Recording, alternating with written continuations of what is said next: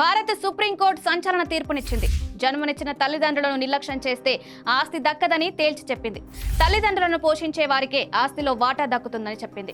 పిల్లల నిర్లక్ష్యానికి గురైన ఓ తల్లి సుప్రీంకోర్టును ఆశ్రయించగా justice C T Ravikumar, justice Sanjay Karol ధర్మాసనం కేసును విచారించి కీలక తీర్పునిచ్చింది.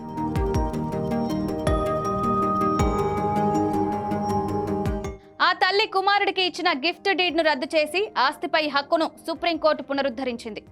కేసు విచారణ సందర్భంగా అత్యున్నత ధర్మాసనం పలు కీలక వ్యాఖ్యలు చేసింది. బిడ్డల నిరాధరణకు గురవుతున్న పేరెంట్స్ కు 2007లో కేంద్ర ప్రభుత్వం తీసుకొచ్చిన తల్లిదండ్రులు వృద్ధుల సంరక్షణ పోషణ చట్టం అండగా ఉంటుందని చెప్పుకొచ్చింది.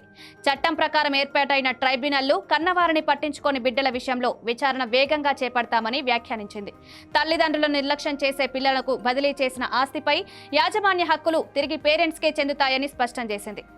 ఈ తీర్పుతో వృద్ధాప్యంలో ఉండే తల్లిదండ్రులకు ఆర్థికపరమైన భరోసా లభిస్తుందన్నది అత్యున్నత ధర్మాసనం తీర్పునిచ్చింది.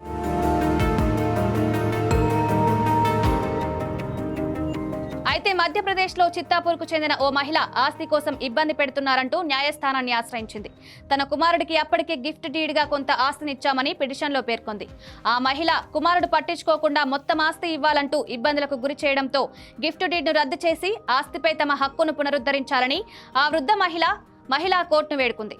దీనిపై విచారణ జరిపిన సబ్ డివిజనల్ మెజిస్ట్రేట్ గిఫ్ట్ డీడ్ను రద్దు చేసి వయోధికుల ఆస్తి హక్కును పునరుద్ధరించారు. హైకోర్టు ఏకసభ్య ధర్మాసనం కూడా ఈ తీర్పును సమర్థించింది. అయితే హైకోర్టు ద్విసభ్య ధర్మాసనం తీర్పును కొట్టివేసి కుమారుడికే ఆస్తి దక్కుతుందని వెల్లడించింది. దీంతో బాధిత మహిళ సుప్రీంకోర్టును ఆశ్రయించింది. అత్యున్నత న్యాయస్థానం విచారణ చేపట్టి వృద్ధ దంపతుల హక్కులను పునరుద్ధరించింది. కుమారుడికిచ్చిన గిఫ్ట్ డీడ్ను రద్దు చేసింది. ఫిబ్రవరి నెలాఖరులోగా వృద్ధ దంపతులకు ఆస్తిని అప్పగించాలంటూ పేర్కొంటూ కుమారుడికి ఆదేశాలు జారీ చేసింది. సుప్రీంకోర్టు తీర్పు నిరాధరణకు గురవుతున్న ఎంతో మంది తల్లిదండ్రులకు భరోసానివ్వనుంది.